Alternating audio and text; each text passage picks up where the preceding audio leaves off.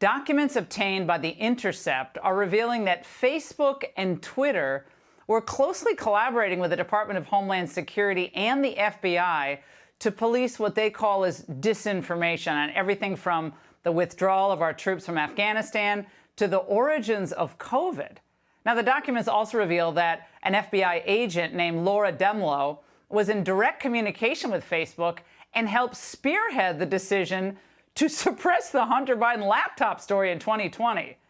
Now, one of the more remarkable findings from investigative journalist Lee Fang, who uncovered this, was that Facebook and Twitter created special portals for the government to rapidly request takedowns of content. And how did DHS justify all of this? Well, they argued that, of course, false information is a source of radicalization and violence. In other words, it's license to censor their political opponents. Joining me now is Miranda Devine, New York Post columnist, Fox News contributor, author of The Laptop from Hell. Miranda, can't think of a better guest tonight to have on, given what we've discovered. How big a story is this?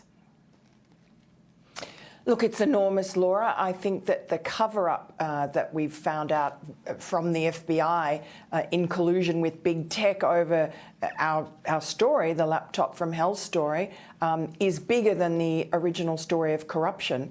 And now we see that it expands right across to all these other issues. I mean, particularly, COVID vaccines. You mentioned the withdrawal, the botched withdrawal from Afghanistan, all sorts of things that were awkward disasters for the Biden administration end up being what's being suppressed. So obviously this is the Biden administration basically harnessing the power of big tech and the security apparatus to silence dissent, to stop their critics. And I guess that's because the Democrats don't have a record to run on, so all they can do is lie and gaslight people and try and bury the truth. And we'll see next week how successful that's been. Now, Miranda, among the really alarming findings was that former Twitter legal head, Vijaya Gadde, who Musk he fired last week, met monthly with DHS to discuss the plans for censorship.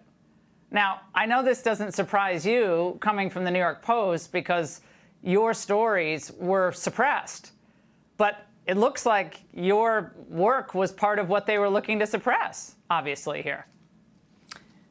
Absolutely was, and we know that because Mark Zuckerberg has admitted that Facebook came to his people just before our story broke in October of 2020 and warned them about a story to look out for a dump of information that looked just like our story. As Zuckerberg said, it fit the pattern. And that was the same FBI agents who are now named in this lawsuit, Missouri versus Biden, and which is exposing all these internal documents, these internal emails at Twitter and Facebook, and showing how widespread this censorship campaign was. It wasn't just over the Hunter Biden laptop, that's what we had discovered, but turns out it was over a whole range of issues. Whatever was uncomfortable to the Biden administration, you had their agencies, DHS, FBI, reaching out to Facebook and Twitter and Microsoft, all the sort of social media companies and big tech. And unfortunately, it seems that the executives of big tech were more than happy to cravenly roll over. Oh, yeah. Well, they're extensions of the DNC at this point. And by the way, the documents that you're referencing, it's broader.